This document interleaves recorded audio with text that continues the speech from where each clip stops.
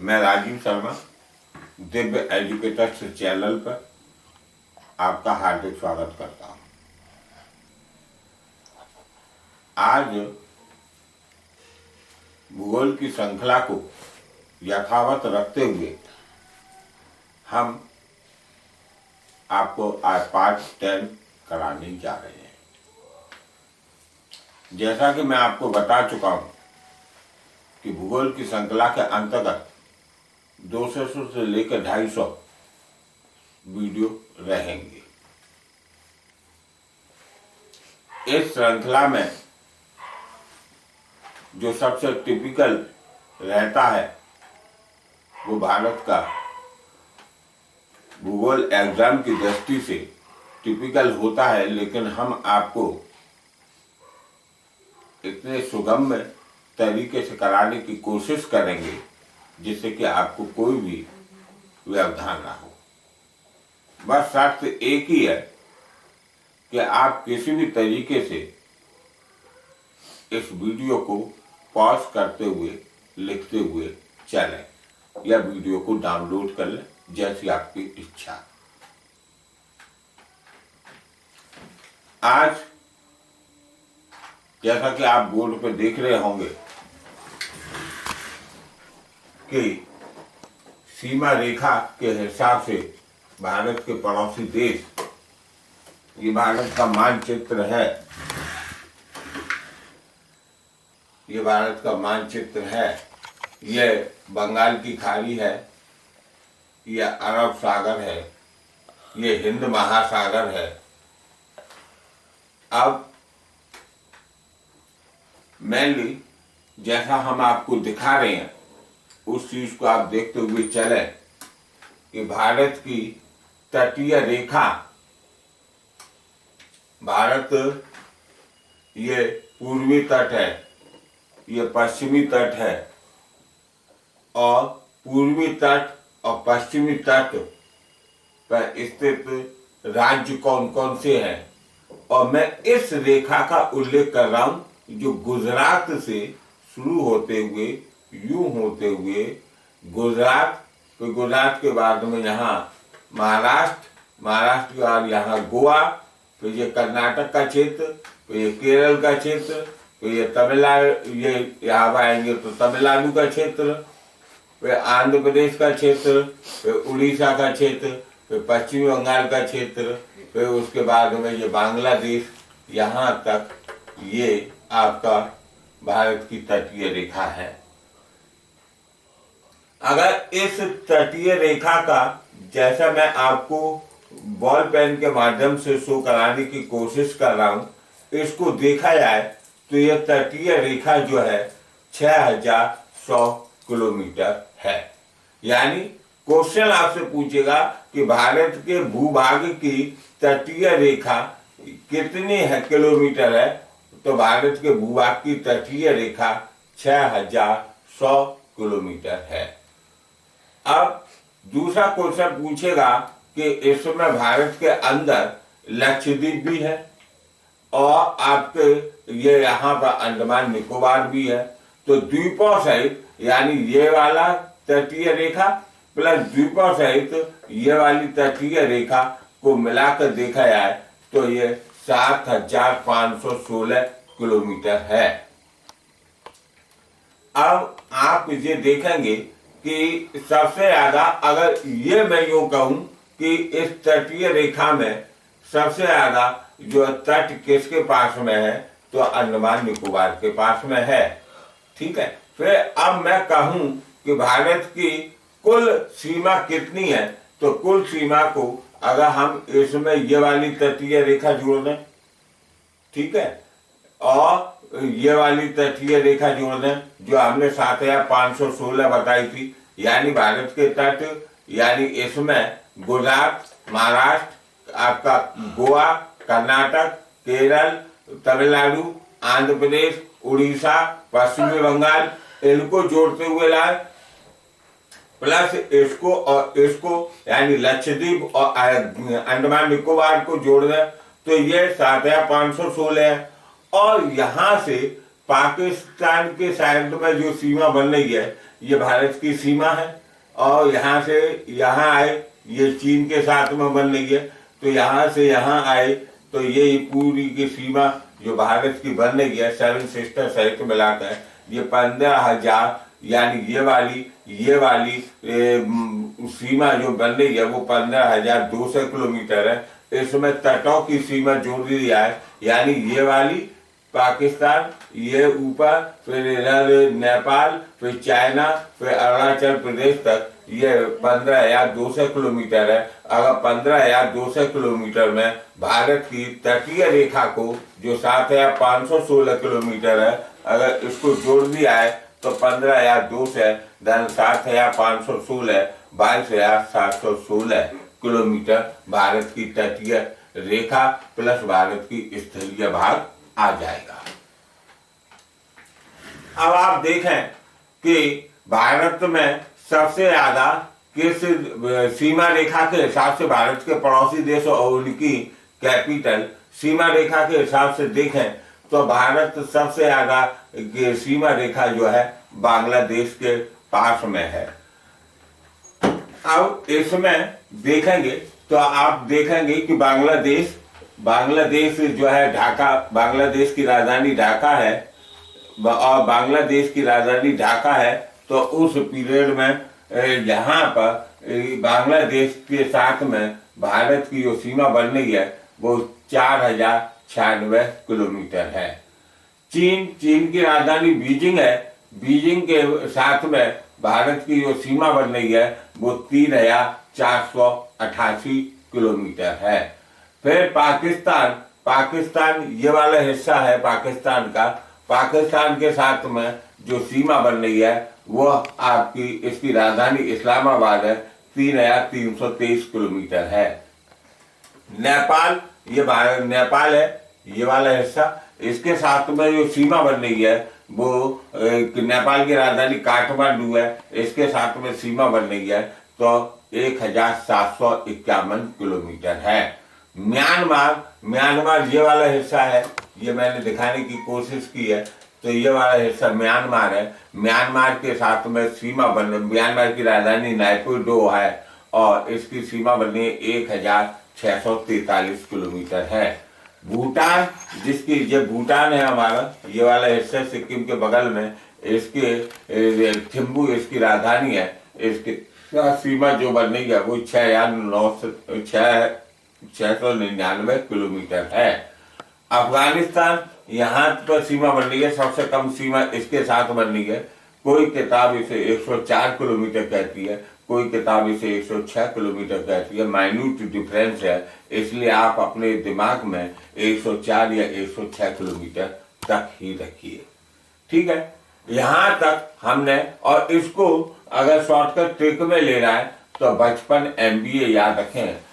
बा माने बांग्लादेश, चा माने चीन, पा माने पाकिस्तान, ना माने नेपाल, एम माने म्यांमार, बी माने भूटान, ए माने अफगानिस्तान।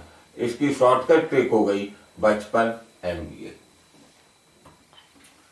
अब आपको ये ध्यान रखना है कि अंडमान निकोबार, यानी ये अंडमान के द्वीप है और ये निकोबार के द्वीप है, तो इसमें अंडमान जो है और निकोबार आपस में कितने डिग्री चैनल से पृथक होते हैं, तो अंडमान और निकोबार आपस में 10 डिग्री चैनल से पृथक होते हैं एक दूसरे को। Andaman and Nicobar separated to each other by the 10 degree channel, ठीक है। अब ग्रेट निकोबार कितने डिग्री अक्षांश रेखा पे है, तो ये अक्षांश रेखा यहाँ से ग्रेट निकोबार पर आएंगे, यहाँ पर देखेंगे तो यहाँ पर अक्षांश रेखा 6.5 डिग्री की बनेगी। अब आपको ये बात भी विशेष रूप से ध्यान रखनी है कि यहाँ पर एक कंस्ट्रक्टेड वर्क चला था, इसे हमने इंदिरा पॉइंट कहा। तो ग्रेट निकोबार कहाँ पर अवस्थित है? इंदिरा पॉइंट पर अवस्थित है। इंदिरा पॉइंट का निर्माण जो हुआ था वह असल में 1985 में हुआ था, जब इंदिरा गांधी जी की डेथ हुई थी, तब उस समय इसका नाम इंदिरा पॉइंट रखा गया।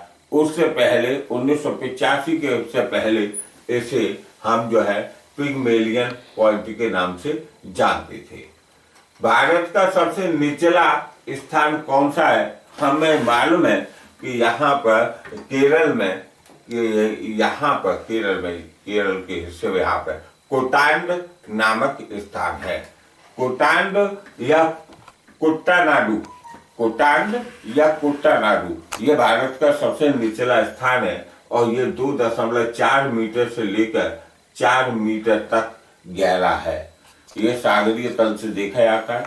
यहाँ पर ये सबसे नीचा है और इसे एक बैरियर बनाकर इस पानी को रोका गया है, जिसकी वजह से ये सबसे निचला स्थान कोटांड या कोटांड नाडु इसको कहते हैं। ये एक लैगून झील है, यानी ये एक अनूप झील है, यानी ये आपकी सैलाइन वाटर की झील है, यानी ये खारे पानी की झील है। जितने भी ध्यान है लैगून झील होगी या अनूप झील का वो आयोग वर्णन करेगा, तो अपने दिमाग के मस्तिष्क के पटल पर ये बात अच्छी तरीके से डाल लीजिए कि उसका मतलब वो आपकी सैलाइन वाटर की झील है, यानी खारे पानी की झील है। भारत का सबसे उच्चतम बिंदु जो है K2 गाडविन ऑस्टिन है। और K2 गाडविन ऑस्टिन ये कहाँ पर है? ये असल में ये वाला हिस्सा पाकिस्तान ऑक्युपाइड कश्मीर है। इसमें पाकिस्तान ने इसे ऑक्युपाइड कर रखा है, जिसे भारत लेने के मूड में है। तो इसमें पाकिस्तान ऑक्युपाइड कश्मीर पर K2 या गाडविन ऑस्टिन नाम की श्रृंखला है और ये पूछा जाएगा। तो आपको मालूम है, ये अच्छी तरीके से हम आपको बता चुके हैं कि यहाँ पर इसे ट्रांस हिमालय कहते हैं। काराकोरम, लद्दाख और जास्कर नाम की 3 श्रेणियां हैं और इन तीनों श्रेणियों के हिसाब से यहाँ पर भारत का विभाजन किया गया था। ये ट्रांस हिमालय है, काराकोरम, लद्दाख और जास्कर। ठीक है।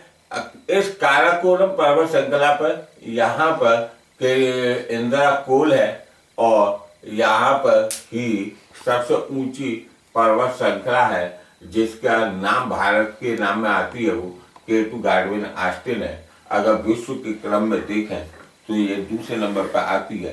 पहला नेपाल के अंदर जो सागर माथा यानी माउंट एवरेस्ट कहा जाता है वो है, दूसरी K2 गाडविन ऑस्टिन है। भारत, अब प्रश्न बनता है कि भारत के कितने राज्यों के पास में तट रेखा है? तो भारत के 9 राज्यों के पास में तट रेखा है। उसे भी आप देख लीजिए कि क्वेश्चन यो भी पूछ सकता है कि पश्चिमी भारत के पास में कितने राज्यों पर तट रेखा है। तो मैंने आपको बता दिया कि 9 राज्यों के पास में तट रेखा है। क्वेश्चन यूं भी पूछ सकता है कि पश्चिमी तट रेखा को कितने राज्य छूते हैं। तो मैं आपको बताया था कि यहाँ से लेकर यहाँ तक ये पूर्वी तट रेखा है और यहाँ से लेकर यहाँ तक पश्चिमी तट रेखा है। अब मेरे साथ में देखिए आप, गुजरात जो हो गया, ये वाला महाराष्ट्र का एरिया हो गया, गुजरात महाराष्ट्र, यहाँ पर मैंने बताया था गोवा का एरिया है।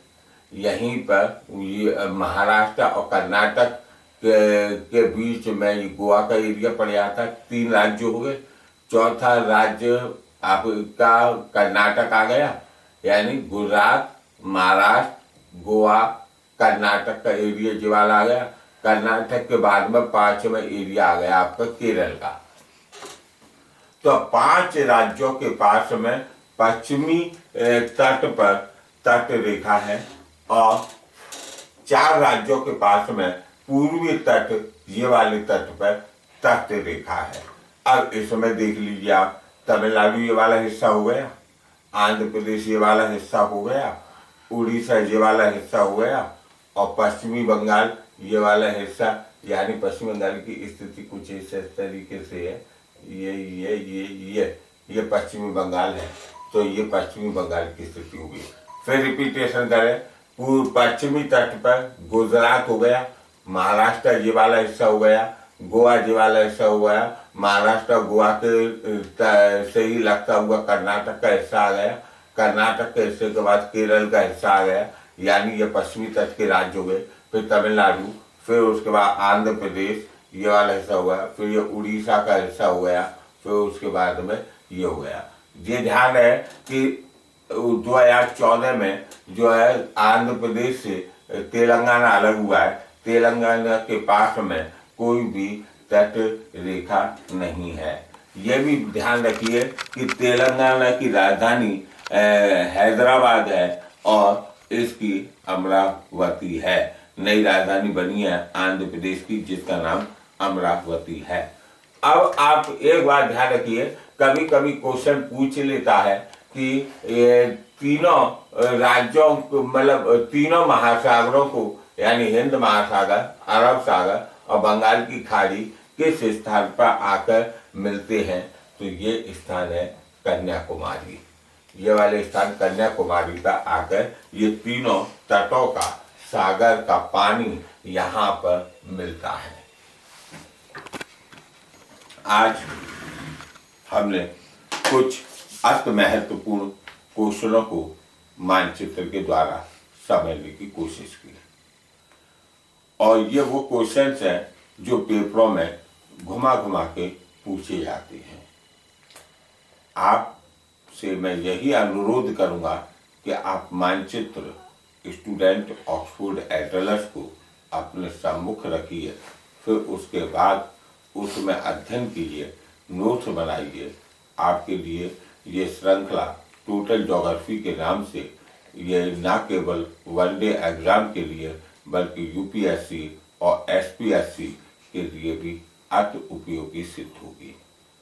इसके बाद आपका इसी तरीके से मुझे प्यार मिलता रहा, कमेंट मिलते रहे अच्छे और लाइक मिलते रहे, तो मैं अवश्य ही सभी विषय, जैसा मैंने आपको कहा है कि आपको किसी भी कोचिंग में भटकने की जरूरत नहीं पड़ेगी, सभी विषयों को मैं यहाँ पर बहुत अच्छी तरीके से दूंगा और इतिहास को भी मैं मानचित्र के द्वारा समझाने की कोशिश करूंगा, जो आपके लिए विशेष कारगर सिद्ध होगी। आपको वीडियो कैसा लगा आप उसके विषय में बताइए, कमेंट कीजिए, लाइक कीजिए और शेयर कीजिए। जो दूर दराज के क्षेत्रों में जिनके आर्थिक स्थिति सही नहीं है, उन तक मेरे वीडियो को शेयर कीजिए, जिससे कि उनकी पढ़ाई सुचारू रूप से चलती रहे, क्योंकि पढ़ने का अधिकार प्रत्येक व्यक्ति को है, न कि कुछ पैसे वालों को है। तब तक के लिए जय हिंद।